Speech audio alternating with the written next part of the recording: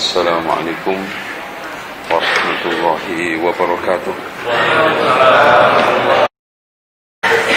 إن الحمد لله نحمده ونستعينه ونستغفره ونستهديه ونعوذ بالله من شرور أنفسنا وسيئات أعمالنا. من يهده الله فلا مضل له ومن يضلل فلا هادي له. أشهد أن لا إله إلا الله وحده لا شريك له وأن محمدا عبده ورسوله. قال الله عز وجل: يا أيها الناس اتقوا ربكم الذي خلقكم من نفس واحدة وخلق منها زوجها وبث منهما رجالا كثيرا ونساء واتقوا الله الذي تساءلون به والأرحام إن الله كان عليكم رقيبا. وقال عز وجل: يا أيها الذين آمنوا اتقوا الله وقولوا قولا سديدا يصلح لكم أعمالكم ويغفر لكم ذنوبكم ومن يطع الله ورسوله فقد فاز فوزا عظيما. يا أيها الذين آمنوا اتقوا الله حق تقاته ولا تموتن إلا وأنتم مسلمون. فإن خير الحديث كتاب الله وخير الهدي هدي محمد صلى الله عليه وسلم وشر الأمور محدثاتها وكل محدثة بدعة وكل بدعة ضلالة وكل ضلالة في النار. Alhamdulillah, pada sore hari ini kita akan membahas sejarah seperti yang dikatakan oleh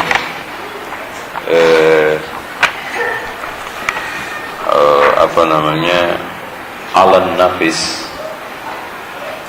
Sejarah adalah jembatan penghubung antara masa lalu dengan masa sekarang dan membuat pijakan yang benar untuk kehidupan masa yang akan datang. Oleh karena itu katanya Imam Ibnu Khaldun, antum bisa lihat di buku halaman 6 Romawi, bahwa sejarah merupakan mazhab keilmuan yang paling bergengsi. Faedahnya sangat banyak, sasarannya sangat mulia. Kenapa menjadi mazhab keilmuan paling bergengsi? Hampir semua ilmu butuh sejarah, tapi sejarah belum tentu butuh ilmu. Ilmu fisika saja butuh sejarah, tapi sejarah belum tentu butuh ilmu fisika. Sampai nggak mungkin seorang itu bisa menjadi ahli tafsir kalau tidak paham sejarah. Bagaimana dia akan bisa bagus bercerita tentang surat Yusuf kalau dia tidak mempelajari sejarahnya Nabi Yusuf? Bagaimana dia akan menafsiri alur surat Ibrahim kalau dia tidak tahu siapa Nabi Ibrahim alaihissalam? Makanya di sini dikatakan sasarannya sangat mulia karena dengan sejarah kita mampu mengenali akhlak umat-umat terdahulu. Kita tahu pungahnya kaum Ma'ad sama Samud. Siapa yang menceritakan kepada kita? Ahli sejarah. Kita tahu sekarang bagaimana sadisnya pembantaian Amangkurat I kepada ulama Giri Kedaton yang disebutkan oleh duta besar Belanda ketika itu. 5.000 sampai 6.000 dibantai di alun-alun istana Kota Gede. Sejarah. Bahkan umat yang tidak mengenali sejarahnya umat yang gampang punah. Umat gampang punah. Sekarang hiruk pikuk pertikaian antara kelompok putih dengan kelompok atau merah sama hijau atau putih sama merah Ya. Kalau kita paham sejarah, tidak akan kaget. Ya, sekarang ini kita ada di mana dan pijakannya kita di mana dan melangkahnya kemana. Tarik menarik di negeri kita antara kelompok putih dengan merah itu sejak jauh sebelum kemerdekaan, bukan hanya sekarang. Nah, nanti kita akan bahas. Hadirin sekalian, kita tahu dermawannya Hatim At-Ta'i karena sejarah. Kita tahu bagaimana nakalnya Bani Israel kepada nabi-nabinya karena sejarah. Hadirin sekalian, kita buka-bukaan aja secara sedikit. Jadi saya awalnya bukan ahli sejarah, Pak. Gara-gara meneliti Wali Songo ini jadi harus mempelajari semua. Jadi harus akhirnya mempelajari Singosari, Mojopahit, Mataram, Kutai Kertanegara sampai Sriwijaya. Yang hebat dari penelitian itu saya temukan Islam itu sudah menginjakkan kakinya di Indonesia sejak abad 7. Dalilnya Ratu Simo, yaitu Raja Kalingga, pernah mengirim surat kepada Umar bin Abdul Aziz. Itu Masya Allah. Ini kan jarang diketahui oleh kaum muslimin. Ya, jarang. Ya. Di abad ke-7 ya. Karena Kalingga itu, Ratu Sima itu menjadi raja tahun 674. Ya, 674. Dan itu pas pada era Umar bin Abdul Aziz memimpin Islam. Dan yang tidak kalah hebatnya lagi, Raja Sriwijaya di mana? Pernah mengirim surat juga ke Muawiyah ibn Abi Sufyan. Masya Allah. HP saya mana nih? Antum bisa rujuk di dalam dua kitab. Yang pertama Al-Iqdul Farid. Al-Iqdul Farid ini karangan Ibnu Abdul Rabbi, seorang ahli sejarah dan juga ulama ahli sastra dari Andalusia. Itu di situ disebutkan surat dari Raja India kepada Umar bin Abdul Aziz. Dan antum jangan berpikir India itu sekarang yang ada di India. Karena pada zaman itu, Pak, negara itu belum India. Belum. Bahkan pada zaman-zaman bubarnya VOC, karena dirundung korupsi, ya. Jadi VOC itu bubar tahun 1779 atau 89 karena dirundung korupsi. Makanya Pak, Indonesia itu memang sejarahnya pinter didik koruptor. Iya, VOC itu dulu yang dikirimkan ke sini itu orang-orang jujur, nyampe sini koruptor.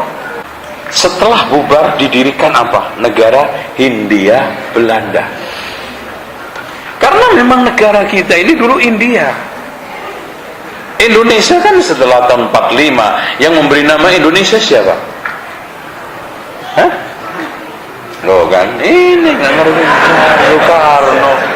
Ini Pak, sehingga kita itu sebetulnya kaum muslimin itu pemilik sah negara kita. Makanya kita nggak terima dijadikan marginal pinggiran, apalagi ada statement umat Islam bisa bersanding dengan negara. Nggak bersanding, milik negara. Nggak bisa. Yang mendirikan negara Indonesia siapa? Cokro Aminoto. Awalnya mau dinamai Melanesia. Malay itu adalah pulau-pulau. Negara yang banyak pulaunya berarti Malaysia. Itu. Nama lain daripada Malay, Indo juga sama, pulau-pulau udah Indonesia. Akhirnya Malaysia dipakai Malaysia. Tuh. Seperti itu. Dengan demikian kirim surat min Malikil Hindi. Yang di situ dia mengatakan bahwa negara kita memiliki kayu gahru dan kafur. Ya, kafur. Kafur itu kafur barus. Tidak ada komoditas ini kecuali hanya Sibulga. Kenapa kok mengklaim Sumatera? Karena Bali, Jawa, Sumatera ketika itu masih nyambung. Retakan pertama Jawa itu sudah mulai awal putus tahun berapa?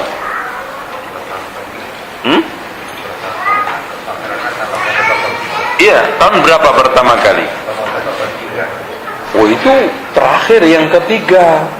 Yang pertama kali 444. Kemudian yang kedua 1263. Nah, yang ketiga baru 1883. 2 atau ada yang mengatakan 4. Sehingga memisahkan antara Pulau Jawa dengan Pulau Sumatera karena Krakatau itu meletus. Bahkan letusan pertama tahun 444 itu menyebabkan bumi itu suhunya turun 20 derajat Celcius. Itu dahsyat. Krakatau ini berat, Pak. Makanya tidaklah, bahkan pas, subhanallah, ajib ini. Tanda-tanda kiamat 10 terakhir apa? Terjadi gempa bumi besar di arah timur, gempa bumi besar di arah barat, gempa bumi besar di Jazirah Arabia. Yang pertama kali hilang Indonesia. Tanda-tandanya, Pak, negaranya subur, lentur, gampang hilang. Beda Arab, batu. Iya, makanya nanti akhir zaman itu tanda 10 yang terakhir muncul api dari Yaman menggiring manusia kemana? Berarti Yaman masih ada, Saudi masih ada sampai Syam. Tuh. Tapi nanti juga Mekah, Madinah hilang orang. Habis. Kenapa? Karena setelah batu Ka'bah dihancurkan oleh Dzulsuwaikotain, dibuang ke Laut Merah, orang sudah tidak minat haji lagi, sepi. Madinah juga sepi. Bahkan terakhir masuk seorang pengembala kambing yang mengiring kambingnya keluar dari Madinah. Akhirnya ngumpul manusia, orang-orang Arab tinggal sedikit di sekitar Masjidil Haram. Pas, Masya Allah. Itu sehingga dulu Pulau Nusa Kambangan sama satunya di samping Nusa Kambangan itu dulu menyatu dengan Indonesia. Gitu. Oke, seperti itu. Jadi kita dengan sejarah. Nah, yang lebih hebat lagi ada di sini, di surat itu disebutkan Ratu Sima mengatakan, hendaknya engkau mengirim kepadaku seorang yang memahamkan dan mengajarkan kepadaku Islam. Makanya Hamka membela mati-matian di dalam kitab sejarahnya umat Islam, sejarah umat Islam, bahkan dia memastikan tanpa ragu Ratu Sima adalah Muslim. Dalil utamanya surat itu, namun Hamka nampaknya belum mendapatkan surat ini. Artinya beliau belum punya data surat ini. Bahkan disinyalir ada satu berita yang nyampe ke saya, surat ini aslinya masih tersimpan, tapi di Museum Italia. Nah, Museum Italia Orestia itulah yang menemukan Krupa Virara, yaitu rontal atau luntar sebuah tulisan yang merekam hasil muktamar atau sarasehan atau apalah istilahnya Wali Songo yang ngumpul di Giri Kedaton untuk memutuskan tentang sesatnya Siti Jenar. Itu asli di sana ditemukan. Karena memang itu museum menyimpan barang-barang kuno, Pak. Termasuk suratnya Ratu Kalengga. Kalengga itu di mana kira-kira pasnya? Nggak tahu juga. Aduh, ini berat juga ya, Pak ya. Ini kalau negara hilang kayaknya antum pindah ke Mars itu ya. Ya. Ada suatu peta sejarah. Nggak tahu, ini memang sulit. Anak temukan di sela-sela penelitian saya ini peta itu buatan Muhammad Yamin. Muhammad Yamin itu termasuk tokoh sebelum kemerdekaan. Ya. Di situ masih merekam peta sejarah sebelum kemerdekaan, termasuk Brawijaya itu di mana, termasuk Cipang itu di mana, termasuk Pajang itu di mana. Nah, Kalengga itu letaknya antara Jepara dengan Lasem. Itu di sana. Jadi kerajaannya itu di sana dari Bali sampai Sumatera, dan itu masih nyambung. Itu karena putus total yang lebar sekarang itu tahun 1882. Ada yang mengatakan itu. Nah itu, oleh karena itu hadirin sekalian yang dirahmati oleh Allah, Islam itu sudah menginjakkan kakinya di Indonesia itu sudah lama. Bahkan orang-orang Arab itu sudah datang ke Indonesia sebelum Masehi. Alasannya sangat logis, karena orang Arab itu sudah melakukan lawatan dagang sebelum Rasulullah diutus, dan direkam oleh Allah, li'ilafi Quraisyin ilafihim rihlatash syita'i was-shaif.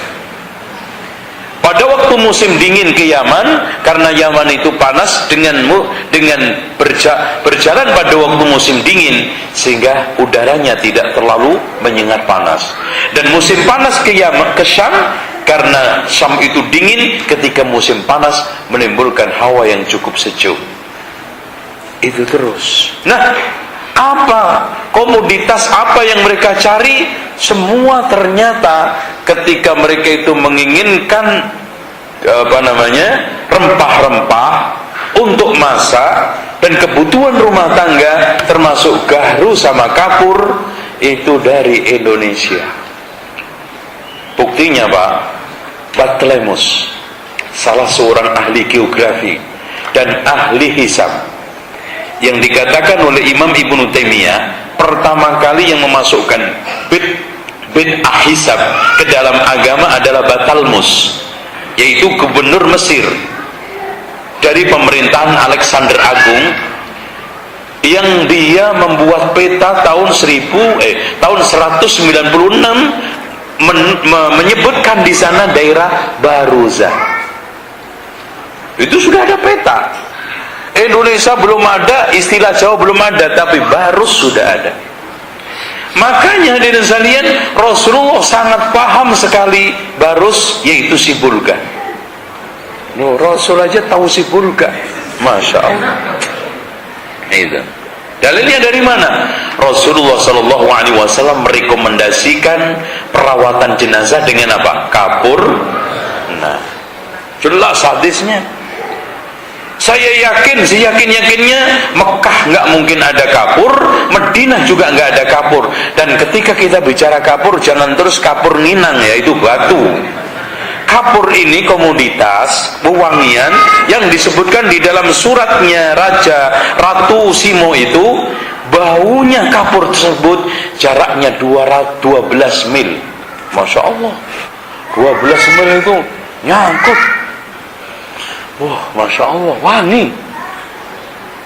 Sehingga Fir'aun itu juga mengirimkan utusan ke Sibulga untuk mendapatkan komunitas itu dalam rangka untuk mumi. Kan dulu jenazahnya Fir'aun kan dimumi, dan mumi nggak mungkin bisa dilakukan kecuali di antara alat utamanya adalah kapur barus. Itu bahkan seminar yang diadakan di Medan, utusan Nabi Sulaiman pun nyampe Sibulga untuk mencari kapur itu. Jadi kapur itu adanya di dalam satu pohon besar. Ketika dibelah, muncul kristal-kristal yang putih keras, baunya wangi sekali. Akibat proses alam dari getah-getah pohon itu sehingga mengkristal di dalam. Kalau dibelah, wanginya Masya Allah. Tapi sekarang kita sayangkan komoditas ini sudah punah, sehingga sekarang diganti sintetis.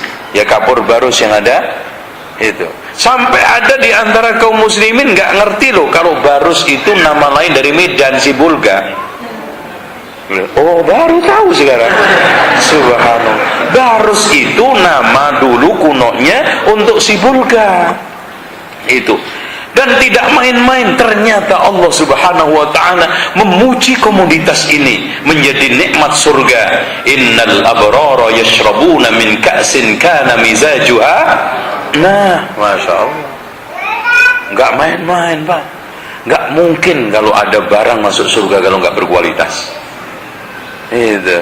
Kalau sekedar pelem nggak ada kan? Nggak ada, mangga itu nggak disebut, ya. Contoh khitamuhu miskun wa fi dzalika falyatanafasil mutanafisun. Nanti ada khamr ketika dibuka aromanya misik kasturi. Ada khamr yang dibuka aromanya kapur barus. Masya Allah. Beda dengan kapur, khamr aromanya di sini comberan. Gitu. Nah, kembali lagi kita membahas masalah sejarah. Hadirin sekalian, saya kalau nggak cerita sejak Nabi Adam nggak puas saya. Jadi sejarah permanusiaan singkat nanti sampai akhirnya ke Indonesia.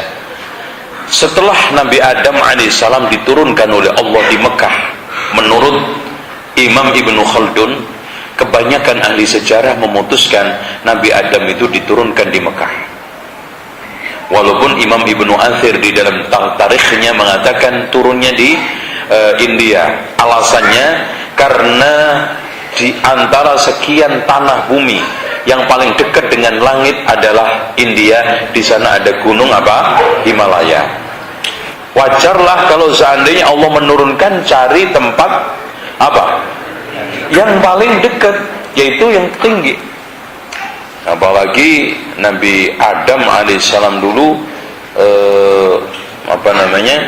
tingginya itu 60 zira. Hasta itu segini ya, 60 zira segini. Itu kurang lebih 25 sampai 30 meter. Itu Nabi Adam dulu. Makanya sangat masuk akal adanya hewan-hewan yang besar-besar itu yang disebut dengan orang dinosaurus, dan itu mengalami punah ya sangat wajar, ya. Buktinya sekarang aja zaman kita kecil dulu ada burung-burung aneh di kampung-kampung, sekarang nggak ada, udah punah. Pada pasca Nabi Sis alaihissalam itu migran ke daerah Sumaria, yaitu Irak. Di sanalah beranak pinak, kemudian beranak Nabi Nuh alaihissalam. Walaupun antara Sis dengan Nabi Nuh itu ada banyak turunan, yang dikatakan oleh Ibnu Abbas saja antara Nuh dengan Nabi Adam itu ada 10 turunan, 10 kurun. Jadi 10 generasi. Nah, ini sekalian, setelah banjir bandang surut dan kapalnya Nabi Nuh alaihissalam disebutkan di dalam Al-Quran mendarat di daerah Judi. Allah berfirman, "Fastawat 'alal Judi." Judi itu daerah antara perbatasan Irak dengan Turki. Di sana ada daerah namanya Al-Jazirah.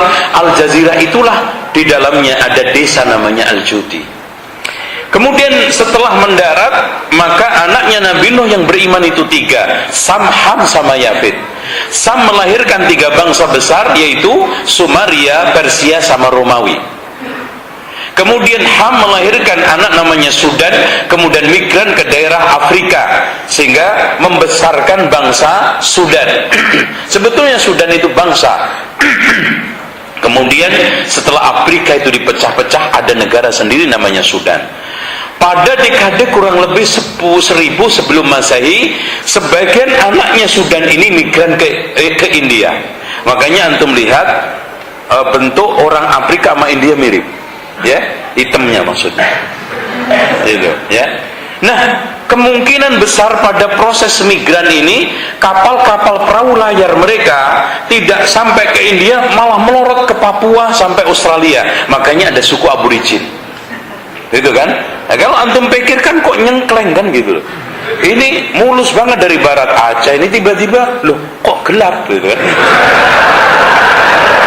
Nah, itu urutannya seperti itu ya. Ini kalau bicara masalah sejarah. Sejarah itu dugaan. Sejarah itu dugaan. Kalau pasti itu ada arkeologinya. Jadi sejarah itu bicaranya adalah fakta arkeologi atau dugaan sebuah analisa. Itu. Nah, ini seperti itu, tapi logis. Kemudian anak yang ketiga namanya Yafid. Yafid punya dua anak, Yunan sama Ya'jud Ma'jud. Yunan tinggal akhirnya banyak di pegunungan Yunan, sehingga pegunungan di sana namanya Yunan. Di daerah mana tepatnya? Tibet. Ini daerah Tibet. Namun akhirnya pada zaman Zulkarnain, tepatnya Nabi Musa alaihissalam, Ya'jud Ma'jud ini membuat keonaran sehingga dibikinkan negara di dalam bumi oleh Zulkarnain. Dan katanya Imam Mujahid ada raja besar yang kekuasaannya menyentuh barat dan timur, dua kafir, dua muslim. Yang kafir Ya'jud siapa itu namanya? Namrud sama Bukhadnezzar, yang muslim Zulkarnain sama Sulaiman. Nah, hadirin sekalian, inilah sebetulnya perlu kita analisa atau perlu kita tiru. Kalau sekarang rajanya itu nabi, selalu menjadikan perdana menterinya itu kaum profesional. Nabi Sulaiman ngangkat Asif itu profesional banget. Mendatangkan singgasana Balqis saja kedip, datang. Oh, hebat kan? Nabi Sulaiman coba kedip, melek udah di depannya. Padahal Iblis sudah merasa gagah kan. Nabi Sulaiman, saya sanggup mendatangkan sebelum engkau selesai rapat. Inni alaihi laqawiyyun amin. Sungguh aku di dalam mendatangkan singgasana Bilqis qawiyun, punya skill, aminun, amanah. Loh tuh Pak, subhanallah, ternyata Iblis aja di zaman Nabi Sulaiman itu amanah Pak. Dari sini kita dapat analisa suasana kepemimpinan, suasana lingkungan itu mempengaruhi. Ketika rajanya soleh, Iblis aja jadi soleh. Tapi ketika sekarang rajanya jelek, jahat, nggak soleh, dolim, yang soleh-soleh jadi Iblis. Iya, kita melihat. Antum Iblis enggak Quran dikorupsi? Anak nanya sama antum, kira-kira masuk akal nggak Pak Quran dikorupsi kalau nggak Iblis? Ya itu ya Allah.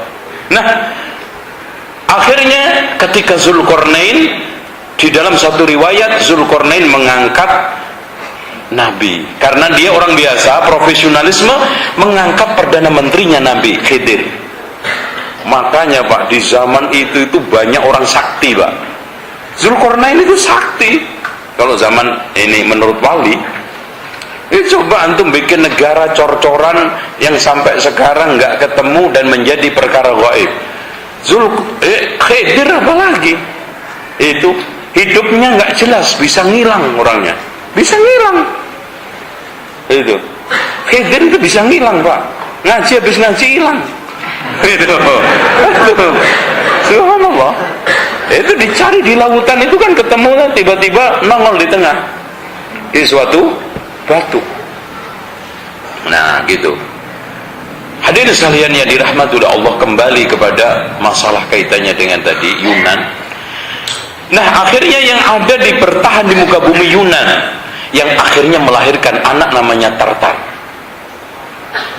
Nah Tartar ini ada sebagian melancong berdagang. Akhirnya abad ke-600 sebelum Masehi mereka menyinggahi Jawa, Indonesia. Makanya Tom Raffles dengan pasti mengatakan asal muasal canggahnya orang Jawa itu Tartar. Sebagian mereka bertahan di gunung-gunung, nanti namanya Mongol. Makanya kenapa Mongol itu sadis? Karena memang orang Badui. Tartar itu yang melancong itu berdagang, akhirnya ya orang itu kalau berdagang melancong itu kan wataknya agak sedikit netral dan beradab gitu kan. Setelah pasca tahun kurang lebih abad 1 Masehi, mulailah ada peran orang-orang India.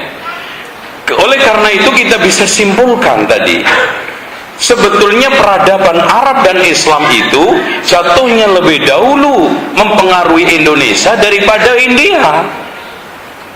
Ya sekarang kan kebalik. Dan ini maaf Pak, inilah yang kita itu miris. Kelemahan umat Islam mendata sejarah. Ya, kenapa sejarah apapun di Indonesia itu nggak pernah ada yang beres? Penulisan sejarah apapun itu tidak pernah ada yang tuntas, karena katanya Soekarno di dalam kitabnya di bawah bendera revolusi, karena malesnya para tokoh agama di dalam menulis sejarah. Akhirnya dari saya melihat, membaca itu sendiri, akhirnya menekuni. Akhirnya mencoba dalam kurang lebih 10 tahun mencoba meneliti. Dan insya Allah habis ini kita mencoba juga, karena nulis sejarah itu berat. 10 tahun ya, saya membandingkan kurang lebih 120 buku, belum lagi nanti penelitian ke situs-situs Wali Songo, sampai ke Trowulan, sampai kita itu membaca tahun-tahun Saka itu, ini bacaannya tahun ini berapa, itu harus meguru dulu ya, ngelmu dulu, ngangel ditemu itu ngelmu ya, sampai akhirnya ke Malaysia, ke Malaka, karena untuk mencocokkan apakah benar Sunan Bonang, Sunan Giri itu pernah belajar ke sana. Ternyata kita temukan data, bukan hanya belajar ke sana, sampai ke Mekah, Medina. Analisa ini saya dasarkan atas satu, buku-buku Sunan Bonang rujukannya semuanya adalah kitab-kitab Arab yang sangat kapabel ya. Yang saya terkaget-kaget itu di dalam kitab, di antara kitab yang buat rujukan oleh Wali Songo, Pak, ada kitab Syarhus Sunnah karangan Imam Al-Baghawi. Subhanallah ya. Dan nggak mungkin ya, saya tegaskan, tidak mungkin Sunan Bonang, Sunan Giri ketika itu belajar bahasa Arab di Jawa. Pastinya ke Malaka, ke Aceh, karena di sana pertukaran ulama pelajar itu antara Timur Tengah dengan Timur Jauh. Indonesia itu Timur Jauh, kemudian Arab itu Timur Tengah. Nah, di atas sana itu Timur Barat, ya. Sehingga ada Timur Barat, Timur Tengah, Timur Timur, yaitu Timur Jauh. Itu kalau pembagian. Oleh karena itu, Pak, sebetulnya peta yang sekarang dibikin oleh orang Barat itu peta distorsi. Kalau antum membaca atau melihat peta-peta yang dibikin oleh pakar-pakar sejarah atau geografi orang Muslim, itu yang diletakkan tengah yang besar di globe itu itu Mekah. Karena memang tengah, makanya namanya Timur Tengah. Ke sana barat, ke sini timur jauh. Itu sehingga Allah mengatakan Ummul Qura gitu. Sekarang aja distorsi ya, yang digedein Amerika. Enggak, antum lihat, gede Amerika, Mekah ke sini, padahal harusnya tengah Mekah itu, karena Allah menjelaskan Ummul Qura. Oke. Nah, pada tahun 68 ada seorang raja dari India mulai menjajah Jawa, namanya Aji Saka. Aji Saka itu anaknya Nawasaka. Nawasaka itu anaknya siapa?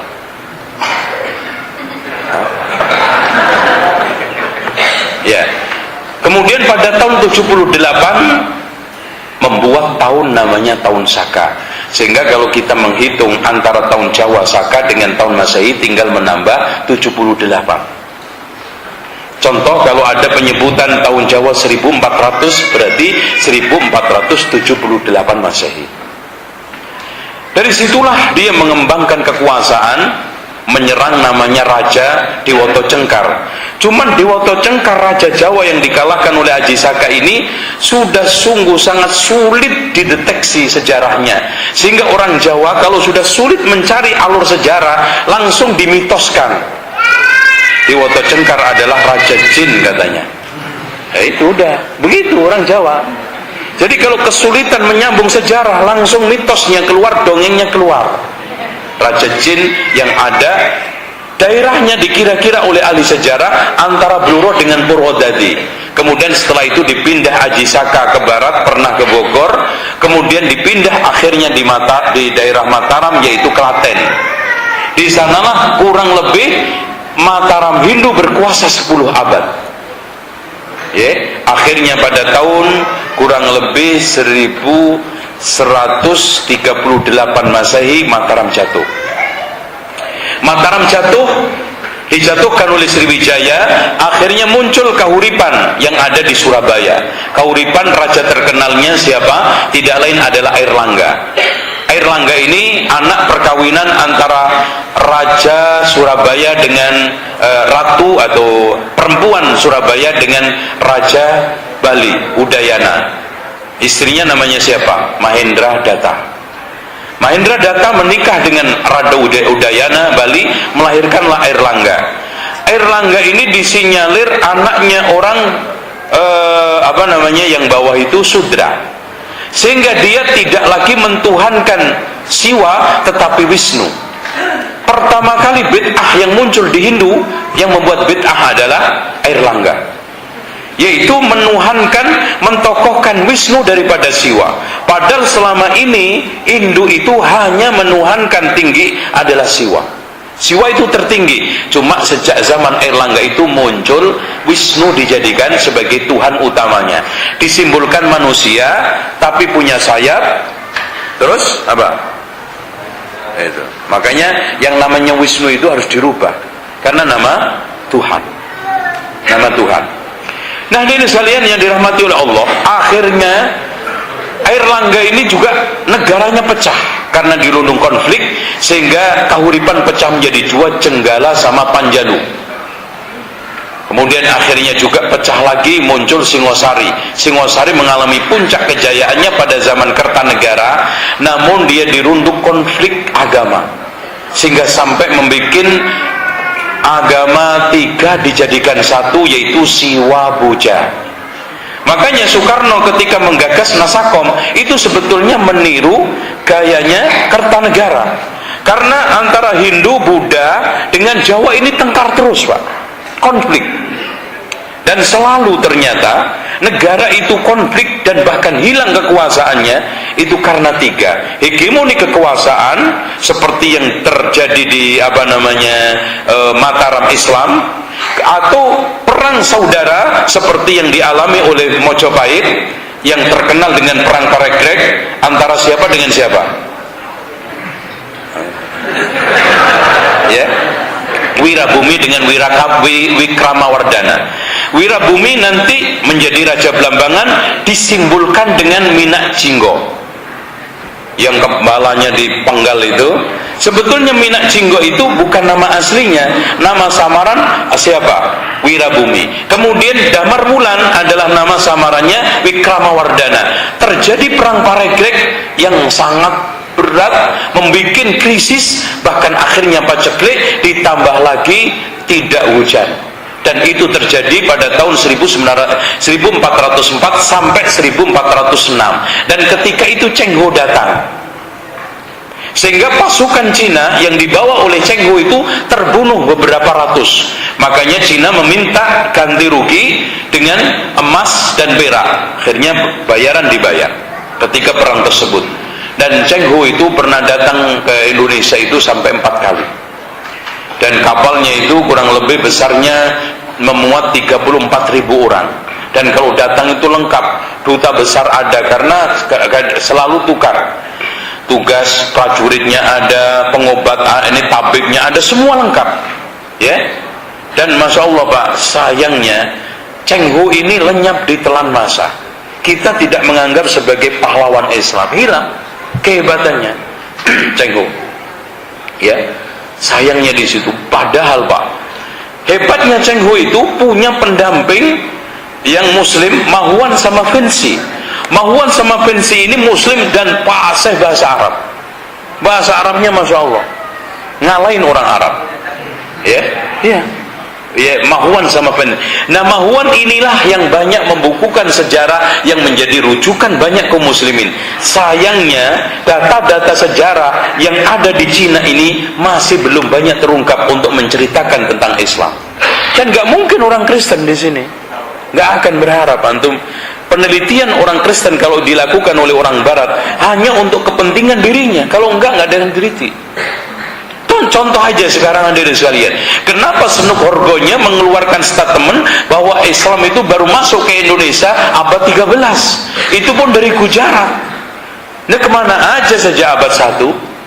Nah, ini untuk kepentingan Apa?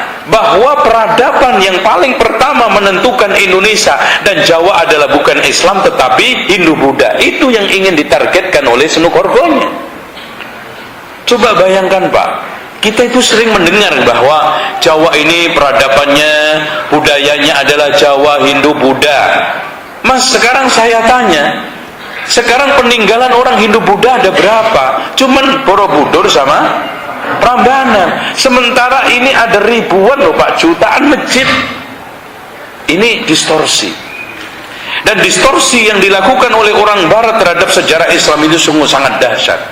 Dan memang Pak, menjelang kemerdekaan, setelah SI itu mulai lemah, banyak intrik-intrik untuk melemahkan Islam. Contoh aja, anak kasih fakta.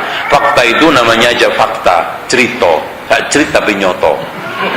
Dan kita nggak bisa mengingkari, dan antum jangan menuduh saya radikal karena hanya menyampaikan. Contoh sekarang, kenapa yang menjadi pahlawan pendidikan Ki Hajar Dewantoro bukan Ki Haji Ahmad Dahlan?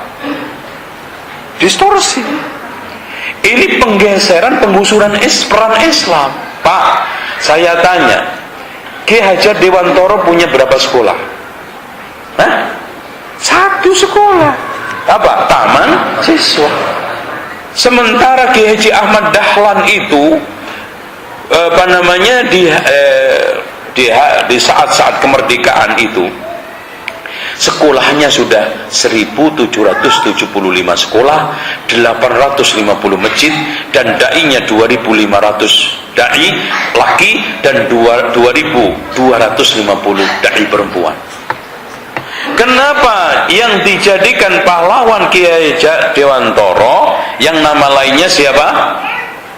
Suwardi Jaya Diningrat, Surya Diningrat, bukan Kiai Haji Ahmad Dahlan? Sepele Pak.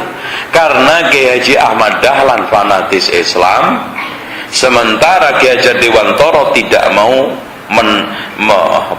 meletakkan dasar-dasar pendidikan di atas Islam, tapi dia memilih di atas peradaban Jawa. Udah, dia juga PKI nggak mau, Barat juga nggak mau Jawa. Nah itulah. Contoh aja, kita kan sering ditipu bahwa Budi Utomo adalah penggagas, pahlawan dan yang lainnya. Dokter siapa? Wahidin Uri apa? Usi apa? Sudir Husodo. Nama Jawa kira beda dengan Zainal Abidin ya. Nah, siapa dia Pak? Dia adalah orang yang terpengaruh dengan peradaban Barat yang anti-Islam, dan dia sangat-sangat fanatis terhadap kejawaannya. Bahkan tidak pernah memperjuangkan nasionalisme. Nggak pernah. Baca sejarah. Nasionalisme apa? Bahkan dia eksklusivisme yang diangkat. Kenapa? Tidak boleh masuk ke dalam organisasi Budi Utomo kecuali kalangan bangsawan dan paham kejawen. Sementara beda SI yang sebelum 1 tahun SDI didirikan oleh Samanhudi, kemudian setelah itu ketemu di dalam perkumpulan oleh Samanhudi ketemu Cokro Aminoto. Maka kedua tokoh akhirnya sepakat menggabungkan diri, berfusi untuk memerdekakan Indonesia dengan SI, karena kita tantangan bukan hanya dagang. Karena Samanhudi awalnya hanya menjaga persaingan batik Solo yang sudah mulai tenggelam oleh 2 kekuatan, yaitu Belanda sama China. Makanya Samanhudi ingin memberdayakan orang-orang Solo, pengusaha batik, supaya tidak kalah persaingan dengan mereka. Makanya bikin SDI. Maka perjuangan itu nampaknya kurang begitu kental, kurang bagus untuk ke Islam, maka dirubah menjadi SI dan sepakat pertemuan diadakan di Surabaya. Dan Pak, saya ingin sampaikan, jangan main-main sama Majelis Ulama Indonesia. Saya tanya sama antum semua, lebih duluan Majelis Ulama lahir atau Indonesia lahir? No, gini nih, nggak tahu sejarah. Astagfirullah. Pak, Majelis Ulama itu dilahirkan dari perut SI tahun 1923. Diadakan rapat di daerah Kediri, lahirlah Majelis Ulama Indonesia. Siapa yang berani bubarin? lahir siapa dulu kan gitu ya, nggak bisa Pak, itu ada historisnya. Jadi hadirin sekalian, SI ini sebetulnya sayangnya di akhirnya itu punah, lumpuh karena rekrutmen tidak didasarkan atas kebersihan manhaj. Hadirin sekalian yang dirahmati oleh Allah, ini seputar masalah, dan akhirnya SI pecah menjadi dua ya. SI pecah menjadi dua tahun 1912, pecah menjadi dua. Ada SI merah, ada SI putih, terutama Semaun, Mussolini, sama siapa lagi, ini siapa oh, Tan Malaka itu baru masuk. Yang paling radikal itu Semaun. Oh, bukan, itu belakang. Nah, ini tokoh-tokoh PKI nanti. Jadi Semaun itu dulu kader SI yang ditemukan oleh Cokro Aminoto di Sepur. Jadi ketemu di Sepur. Ngomong-ngomong, buruh Sepur dia itu, buruh, tukang sapu aja. Kemudian memang cerdas orangnya, lalu dikirim oleh Cokro Aminoto untuk mengembangkan SI di Semarang. Nah, di sana ketemu Tan Malaka. Itu mengembangkan pemikiran Tan Malaka. Tan Malaka itu aslinya Padang ya, dia PKI paling radikal. Jadi pemikiran paling radikal PKI itu hanya didapat dari Tan Malaka ya. Nah, kemudian pada tahun 48 lebih radikal lagi karena masuklah tokoh DN Aidit. DN itu nama aslinya bukan Dwipa Nusantara Aidit, karena dia setelah komunis aja mengatakan Dwipa Nusantara Aidit. Asli nama diberikan bapaknya adalah Ja'far Nawawi Aidit. Kan C itu ditulis D kan, ejaan itu kan D ditulis EC, Jakarta kan DC. Itu Ja'far Nawawi Aidit. Cuman karena saking bencinya sama Islam, meninggalkan Islam. Al-Aidit itu Arab, Al-Aidit marga Al-Aidit, dan sini nama Ja'far Nawawi Aidit. Maka terjadilah akhirnya semakin parah tahun 48, dan di situ nampaknya kalau kita melihat buku-buku sejarah, distorsi tentang Wali Songo, tentang Sidi Jenar, ternyata tulisan-tulisan aneh ditulis tahun 48 itu banyak oleh PKI untuk merusak Islam. Contoh aja, ada tafsir Gadolojo. Sampai hari ini penulisnya tidak ketahuan siapa yang menulis. Disinyalir adalah orang-orang PKI. Ada serat Darmo Gandul juga begitu. Dan Darmo Gandul sama Gadolojo ini semacam visualisasi, nggak ada yang sebenarnya. Gadolojo ini seorang bangsawan yang protes tentang kehidupan kerajaan, akhirnya dia mengembara keluar, ketemulah di dalam pengembaraan itu seorang yang namanya Darmo Gandul.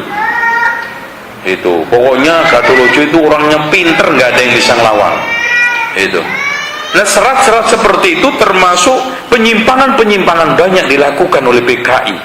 Oleh karena itu hadirin sekalian, sejarah Wali Songo yang berbelok dari fakta menjadi khurafat, yang dikatakan oleh Ahmad Mansur Surya Negara, Wali Songo itu didongengkan hanya atas nama Islam, tetapi isi ajarannya tetap Buddha Hindu. Aneh kan? Kalau antum coba analisa, Pak, saya minder loh Pak dakwah dengan membaca hasil karyanya Wali Songo ini. Ini aja analisa saya sederhana. Wali Songo, dai-dai, udahlah terserah masalah istilah Wali Songo dai. Wali ini juga sudah terjadi distorsi. Wali itu aslinya adalah petugas pilihan. Tapi di Indonesia, terutama orang Jawa, kalau sudah bicara Wali Songo, kesannya apa? Manusia sakti mondroguno, ora tedas paluning pandi, otot kawat balung wesi, ketek pasti tape, keringet apalagi bensin dan solar. Itu padahal hadirin sekalian, wali itu manusia petugas pilihan. Pak, saya tanya antum semua, ketika wali-wali ini datang ke Jawa, Jawa ini mayoritas Islam apa Hindu? Masya Allah, berubah menjadi mayoritas Islam emang gampang Pak? Apa iya orang Jawa yang dulu Hindu menjadi Islam hanya berkat gong ditabuh? Dari mana Pak orang masuk Islam sadar syahadat gara-gara denger gong? Itu kan distorsi, jelas kok. peran Sunan Bonang di dalam mengislamkan Jawa hilang. Sekarang gini Pak, dari Hindu, Buddha menjadi mayoritas Islam yang nggak main-main, punya negara. Coba bayangkan, peralihan dari Mojopahit yang Hindu Buddha kepada Islam sulit enggak? Dan perangnya coba bayangkan, sekarang perang, yang namanya perang kayak Suriah aja subhanallah. Sekarang rudal, tank ini cuman dikesankan perang antara pasukan Demak dengan Mojopahit, lagi-lagi adalah apa? Dongeng, mitos, tahayul. Coba apa iya orang Jawa yang aslinya minoritas Muslim jadi mayoritas Hindu Buddha? Sekarang pertanyaannya sepele kok Pak. Kita termasuk saya, berapa orang Hindu yang kita Islamkan? Ayo. Tuh gak gampang Pak, gak gampang. Kita kan sekarang enak datang ke Babu Salam masjid, ini apa namanya? Masjid Assalam, ceramah tablek, sekali datang segini, alhamdulillah. Dulu Syekh Maulana Malik Ibrahim datang ke Gresik, tablek di mana? Belum ada masjid. Subhanallah. Karena kecerdikannya memang Syekh Maulana Malik Ibrahim itu awalnya petugas yang ditugaskan oleh pemerintah Turki, karena zaman-zaman itu kekuasaan Islam di bawah Turki, dan tepatnya kalau beliau datang ke sini tahun 1404 itu pemerintah Turki sedang dipegang oleh Muhammad pertama. Ya, setelah Muhammad kan baru Bayazid, baru terjadi gejolak, baru setelah itu Muhammad Fatih. Ya, itu ada sekalian petugas hebat berhasil mengelola irigasi dan pertanian di Gujarat. Dipindah lagi ke Patani. Makanya Azumardi Azra di dalam kitabnya Jaringan Ulama Nusantara abad 17-18 di sana menyebutkan sosok tokoh yang menjadi ulama besar di Mekah pada abad itu, yaitu Dawud Al-Fatani. Dikatakan di sana Dawud Al-Fatani adalah salah satu cucunya Syekh Maulana Malik Ibrahim. Makanya analisa yang keduanya bahwa ada hubungannya Patani, karena di Patani itu ada daerah namanya Gresik.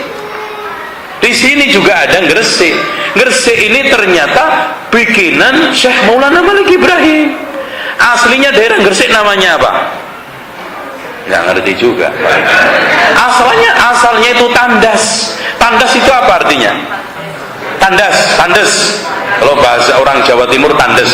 Aslinya Tandas. Tandas itu apa? Toilet. Itu sehingga dihaluskan namanya, nggak Resik. Ya podo ae. Nggak resik. Itu. Nih cok kali cok dikali-kali cocok. Itu. Tandas nggak resik. Ya boleh jadi nggak resik.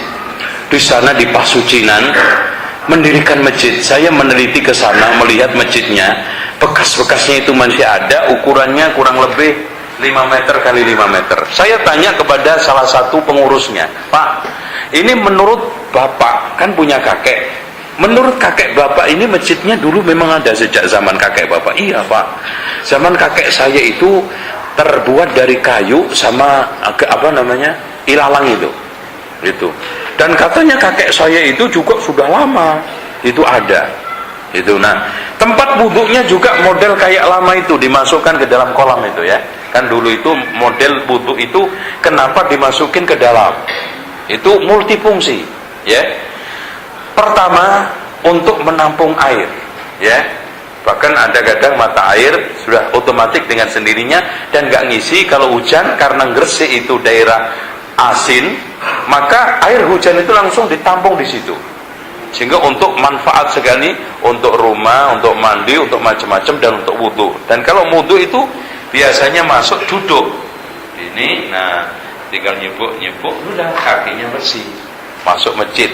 Nah sekarang kolamnya itu masuk ke dalam masjid karena masjidnya itu diluaskan. Nah di daerahnya namanya daerah Pasucinan itu ya.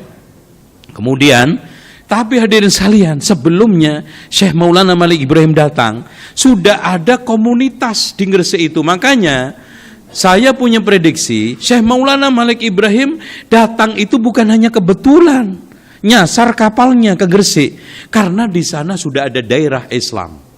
Bahkan disinyalir sudah ada kerajaan kecil Islam. Karena saya meneliti di daerah namanya Leran, Gresik, itu ada makam di kanan kirinya itu panjang-panjang, besar-besar. Di antara makam itu ada namanya makam, di nisannya tertulis Fatimah binti Maimun, yang tertulis meninggal tahun 475. 475 Hijriah, ini Masehinya tahun berapa? Saya dulu aja biar nggak lama. 1082. Ya. Tahun itu sudah ada komunitas, dan Pak, kuburan itu satunya itu 5 meter, Pak. Apa ada orang yang panjangnya 5 meter? Awalnya saya itu percaya ini jangan-jangan memang ada makhluk yang tingginya segini. Ternyata setelah saya compare dengan data-data sejarah, itu kuburan kaum bangsawan. Untuk di dalam satu kuburan itu dibedakan, yang kaum bangsawan itu turunan bangsawan dipanjangkan sebagai bentuk penghormatan, yang orang biasa dibiasakan, ya bukan dipendekkan ya, bukan dipendekkan, ya biasa gitu loh. Makanya di sana ada beberapa kuburan itu panjang-panjang, Pak. Ada kalau nggak salah ada yang 10 meter, panjang sekali. Ini ada benar manusia. Ternyata itu tadi. Ketika yang mati itu kaum bangsawan, untuk menandainya dipanjangkan. Nah, yang menjadi permasalahan gini, di zaman itu tahun 1082 atau 475 Hijriah, orang Jawa ada yang namanya Fatimah. Kira-kira keren nggak? Nah, dari sini analisa para ahli sejarah, ini bukan asli orang Jawa. Pertama, panjang kuburannya bukan postur-posturnya orang Jawa, dan bahkan disinyalir adalah datang dari Syam. Mereka di situ datang untuk berdagang mencari rempah-rempah, sehingga sampai membentuk komunitas. Karena gini, Pak, semua pedagang pasti punya komunitas. Karena tidak semudah sekarang mau pergi-pergi aja, karena nunggu angin. Kalau anginnya tiupnya ke barat baru pulang. Nanti juga gitu, kalau mau ke Indonesia nunggu angin tiup ke timur. Sehingga mereka membuat komunitas di daerah Leran, berkeluarga. Di situ disebut namanya Fatimah binti Maimun bin Hibatullah. Satu, abad-abad itu Indonesia, Jawa terutama masih Hindu. Nggak mungkin ada orang yang Jawa namanya Fatimah. Minimal Painem. Ya, terus apa nih? Prapti. Itu ya. Iya. Dari sini Fatimah binti Maimun, dari dua dasar analisa, panjangnya kuburan, kemudian nama dia dari Syam.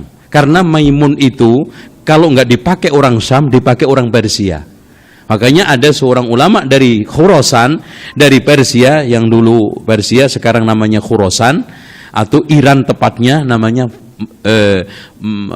siapa itu? Maimun ibnu Mahron. Itu ulama terkenal ahli sunnah wal jamaah, Maimun ibnu Mahron dari Persia. Dengan demikian hadirin sekalian yang dirahmati oleh Allah, peran besar seperti ini antum gak lanjutkan, dan tolong diperhatikan katanya Ki Haji Ahmad Dahlan, Allah menjamin Islam tidak akan mungkin hilang dari bumi ini, tapi Allah tidak pernah menjamin Islam tidak hilang dari bumi Indonesia ini. Itu yang harus kita camkan bersama-sama. Kalimat singkat tapi padat dan berat. Betul. Sejarah membuktikan kok. Pak, saya tanya kepada antum semua, Islam memimpin dan menguasai Andalusia berapa tahun? Dari sejak tahun 75 Hijriah sampai 879 Hijriah. Masya Allah. Sekarang tinggal berapa persen? 0,5% aja itu masih untung. Masjid nggak ada, sulit. Makanan halal susah. Jalan-jalan ke Andalusia itu Masya Allah, Pak. Itu. Oh, jangankan jauh-jauh, Campa. Dari abad ke abad dipegang kaum muslimin. Lihat, dipegang kaum muslimin. Sekarang siapa yang memegang? Nggak main-main, komunis. Vietnam. Dan Islam umatnya tinggal 0,5%. Itu pun tinggal di pinggir-pinggir pantai, termarginal. Mereka tidak diakui keberadaannya. Di negara Myanmar, Burma, nggak diakui keberadaan. Kenapa, Pak? Karena agama itu diterima atau tidaknya bukan karena benernya, karena uletnya pemeluk di dalam mendakwahkannya, dan pinternya pemeluk di dalam menyampaikan, dan cara dakwah yang digunakan. Kristen walaupun sesat, mereka menggunakan cara-cara yang apik, dapat pengikut. Ahmadiyah, Syiah, dan tanda-tanda hilangnya umat Islam di Indonesia itu sangat kelihatan. Nih, antum lihat halaman 98.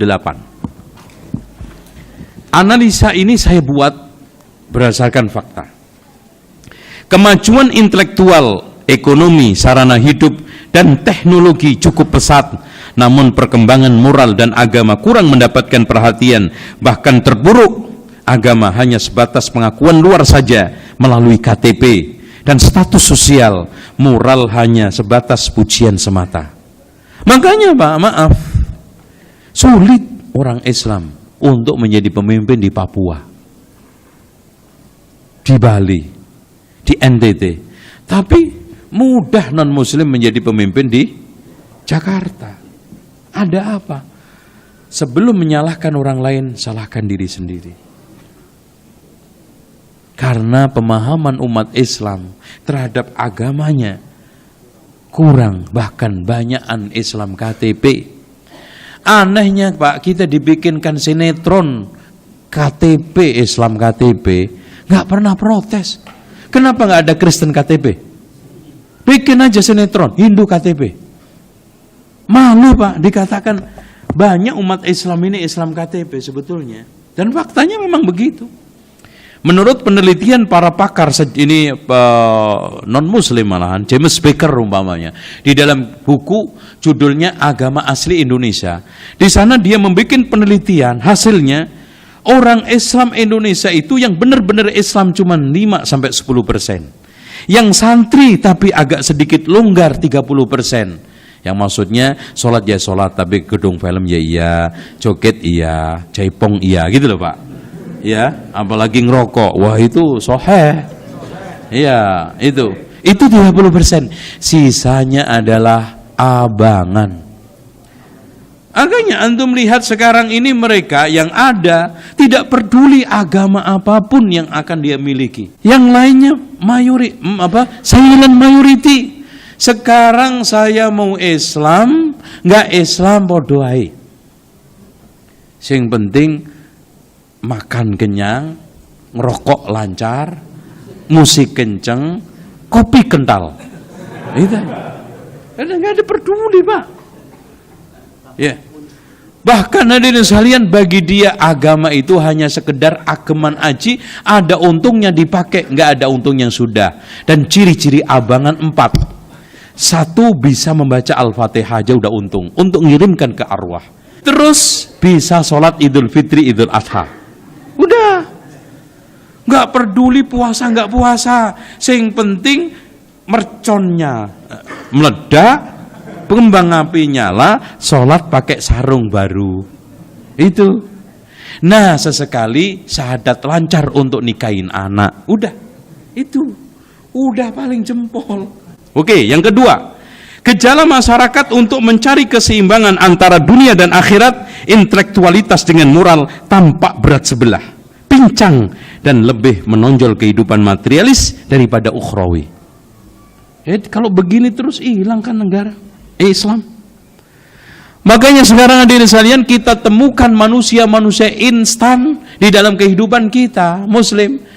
Makanya kita sekarang ini sulit menemukan orang-orang yang setia kepada Islam, bahkan maju tak gentar membela yang bayar, itu banyak.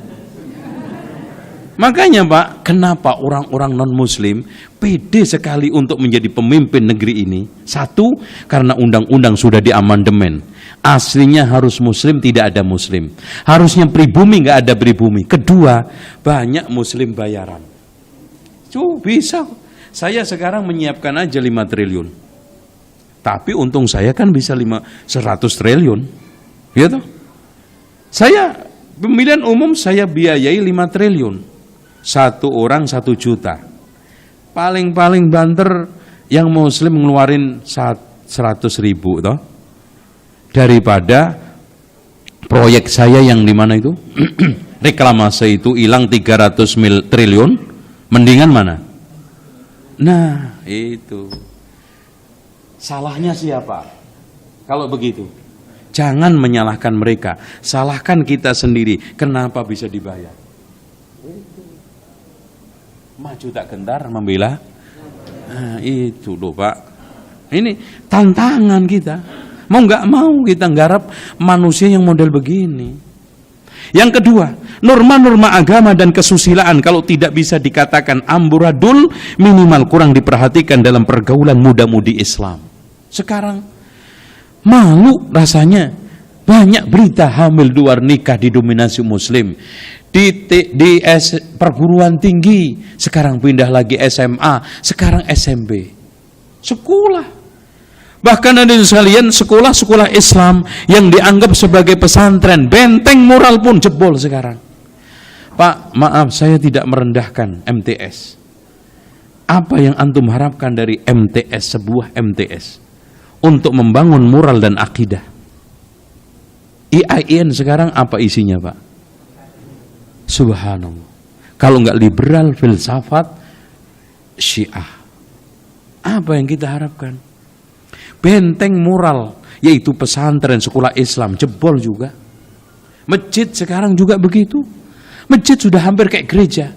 Diramein dengan kajian malah nggak boleh dibubarin. Wah, itu Wahabi itu. Dah.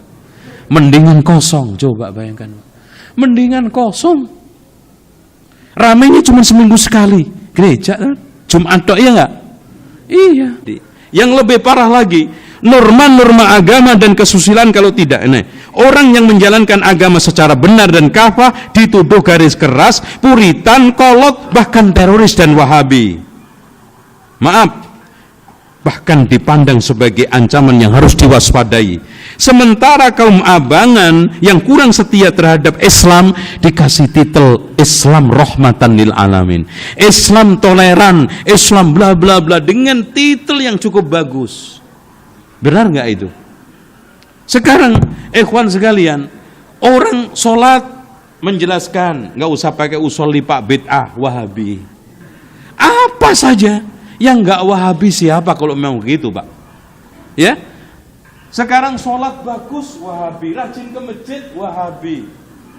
Puasa dengan sunnah Rasulullah, Wahabi. Kalau memang begitu, yang nggak Wahabi siapa? Habis Islam. Yang nggak Wahabi ialah orang yang tidak beragama dengan baik, orang yang tidak setia kepada Islam. Hasilnya hilang Islam nanti. Kalau antum terusin loh. Kalau antum terusin dengan cara dituduh Wahabi, mengkeret.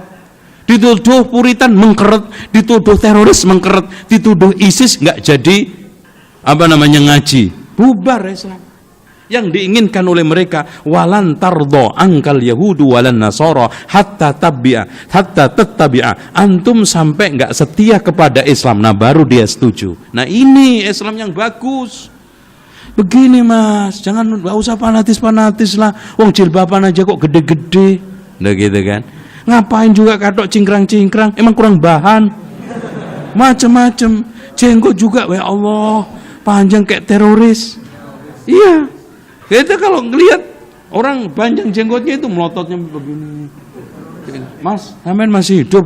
Lah kenapa emang Mas? Teman-teman kamu udah pada mati, kurang ajar loh. Ya Allah. Nah, lanjut. Penerangan keagamaan kurang mendapat porsi yang cukup terutama dari pemerintah. Bahkan pemerintah sekarang cenderung membiarkan kamu milih agama apa aja terserah. Yang penting hidup. Ya. Enggak ada masalah. Bahkan masyarakat cenderung dibiarkan untuk memilih agama. Sebaliknya pikiran dan gerakan yang menghendaki untuk dapat melepaskan diri dari norma-norma agama, kesusilaan dalam segala cara dan bentuk cukup masif dan progresif. Ya, sekarang Pak, orang ingin keluar dari Islam, norma Islam, kesusilaan. Coba aja maaf Pak, LGBT coba lihat, masif. Bahkan ketika saya menjadi saksi ahli di MK yang mucikari dihukum, pelacur tidak. Itu ternyata di negara kita undang-undang, orang zina itu nggak ada sanksi apa-apa. Yang penting suka sama suka. Ya Allah, hancur Pak. Padahal Pak, semua agama. Yahudi mengharamkan zina dan sanksinya juga rajam. Nasrani juga berat. Hindu Pak lebih berat lagi. Kalau selingkuh punya suami istri, dihukum dibakar di atas tempat tidur yang digunakan selingkuh. Hindu Buddha juga sama, Islam sama. Anehnya nggak ada sama sekali sanksi. Kesusilaan hilang. Bahkan setiap usaha untuk mengharamkan zina, mengharamkan khomer, membuat ikatan-ikatan aturan selalu mentah di tengah jalan dalam proses peradilan. Proses pembuatan undang-undang. Contoh, pasal yang ingin menjerat dukun sampai hari ini belum ditetapkan, masih RUU. RUU itu apa? Rancangan undang-undang. Itu. Makanya dukun berkeliaran. Itu. Bahkan dukun di Indonesia itu menjadi manusia paling bergengsi. Coba bayangkan Kanjeng, SD aja nggak lulus, pengikutnya profesor doktor, ngapain sekolah? Nah itu. Kemajuan teknologi dan budaya mendorong tercapainya kesejahteraan, namun seringkali disalahgunakan yang bertentangan dengan ajaran agama dan norma susila, seperti munculnya tempat-tempat hiburan, maksiat dan dugem.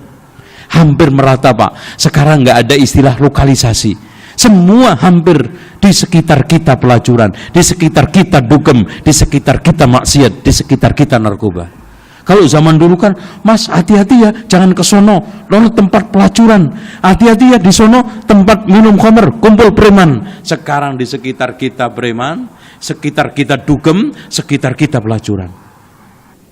Kesenian, tradisi dan budaya tertentu yang membawa kemungkaran dan kemaksiatan makin deras membanjiri masyarakat dan sangat mudah untuk diakses, terutama melalui dunia maya. Coba antum biarin anak antum sekarang, ya Allah, di dunia maya teng tung tang tung keluar itu masya Allah dengan mudah film porno, keluar dengan mudah ajakan-ajakan untuk kufur, untuk syirik. Nauzubillah. Berkembangnya paham materialistis mengakibatkan lahir pemikiran dalam bidang ekonomi, politik, sosial, dan moral yang mengarah kepada kebendaan, hidup hedonis, dan cenderung memilih gaya hidup instan. Nah ini, wallahu a'lam bishawab. Cuman saya kasih gambaran secara singkat supaya antum bisa mendapatin, Pak, ternyata singkat penutup, Wali Songo itu ahli sunnah wal jamaah. Ini yang tidak pernah terekspos. Makanya saya berani membuat judul fakta baru. Fakta baru ditemukan. Itu maksud saya. Ternyata Wali Songo itu ahli sunnah wal jamaah, bahkan pengikut salafus soleh. Loh, anak cuplik sedikit aja. Antum lihat halaman 342. 342. Jangan ragu, dan ini yang ada di Kerupak Ferrara. Ini ditemukan di Italia. Ini yang dulu diluntar atau runtal, kemudian diterjemahkan ke dalam bahasa Belanda oleh Profesor Dr. Drewes karena memang beliau ahli Sangsekerta. Kemudian tahun 2002 diterjemahkan oleh Wahyudi ke dalam bahasa Indonesia yang akhirnya di tangan antum semua ini. Di situ dikatakan jangan ragu dan jangan terkacaukan oleh pengetahuan yang sesat dan kafir. Karena Rasulullah telah bersabda dalam hadis qudsi, ini perlu ditahqiq hadisnya, besok jika telah mendekati akhir zaman, banyak para ulama dan orang soleh akan menjadi beku, maksudnya ghuraba. Subhanallah. Mereka berganti dengan bid'ah yang berlebihan, yang merongrong agama Islam, banyak kata-katanya yang salah, sesat dan kufur. Mereka akan berbaur dan menjangkiti orang-orang mukmin. Tidaklah kekal dunia ini. Maka hendaklah diketahui bahwa menjelang kiamat akan banyak yang meninggalkan agama Islam. Masya Allah. Sedikit yang sempurna yang tetap dalam keadaan Islamnya. Banyak yang Islam lalu menjadi munafik, walau menjadi Yahudi, menjadi seperti iblis, dan ada yang menjadi sesat atau syirik, ada yang menjadi kufur dan kafir. Dan subhanallah Pak, para wali songo ketika membuat kriteria 10 pembatal keislaman, persis seperti Syekh Muhammad bin Abdul Wahab di dalam kitab Nawaqidul Islam. Ya Allah, anak itu kaget. Halaman 356 sampai 357. Persis yang dibikin oleh Syekh Muhammad bin Abdul Wahab di dalam Nawaqidul Islam. Padahal Pak, duluan Wali Songo apa Syekh Muhammad bin Abdul Wahab? Wali Songo lah, wong dia abad 14, 15, 16. Syekh Muhammad bin Abdul Wahab 17, awal 18. Tapi Masya Allah, karena memang dakwahnya sama, sumbernya jadi sama, ajarannya jadi sama. Lihat, adapun perilaku kufur, yang pertama, koyok wong anembah braholo. Ini bahasa Sangsekertanya ya. Saya pakai bahasa ini aja lah, Melayunya aja, biar orang-orang Padang nggak tersinggung. Ikut menyembah berhala, jelas syirik, kufur. Mengikuti pepujian atau upacara keagamaan orang kafir, Masya Allah. Ikut mengeluarkan sesajen, nomor 3. Merendahkan wahyu, nomor 4. Merendahkan wahyu Allah, baik dengan menyangkal kebenaran maupun keberadaannya. Misalnya menganggap bahwa Al-Quran yang ada, yang terdiri dari 30 juz itu bukanlah wahyu dari Allah, menyelewengkan dalil Allah atau memaki kebenaran kalamullah. Wah, ini masuk nih ya. Kalau sekarang kita konekkan dengan kasus sekarang, masuk nih. Dianggap Wali Songo sebagai pembatal keislaman dan penista Al-Quran. Yang kelima, memaki Allah dan Rasul, utusan Allah atau memaki malaikat. 6. Menghalalkan yang haram dan mengharamkan yang halal, sebagaimana yang dibicarakan dalam 4 madhab. Selalu beliau-beliau ini disiplin di dalam bermadhab ya. Terus ke-7, menganggap sunat hal yang wajib dan menganggap wajib hal yang sunnah. Ke-8, mengaku sebagai Nabi atau Rasul setelah Nabi Muhammad. Hal ini termasuk meyakini atau bahkan mengikuti orang yang mengaku sebagai Nabi setelah beliau, atau mengaku bahwa sabda Nabi itu miliknya. Semua perbuatan itu membawa kepada kekafiran. 9, menuduh kafir terhadap saudaranya yang muslim. Persis seperti hadis Rasulullah, man qala li akhihi ya kafir faqad ba'a biha ahaduma. Siapa yang mengatakan kepada saudaranya si kafir, akan kembali kepada salah satunya. Terus Masya Allah, sementara dia tidak terbukti, akan menanggung dosa fitnah, menjadi kafir sendiri. Terakhir, 10, senang apabila dianggap kafir atau berpikir sebagai orang kafir atau membantu semua perbuatan orang kafir. Persis, antum coba cek di dalam bukunya Syekh Muhammad bin Abdul Wahab, nggak keluar.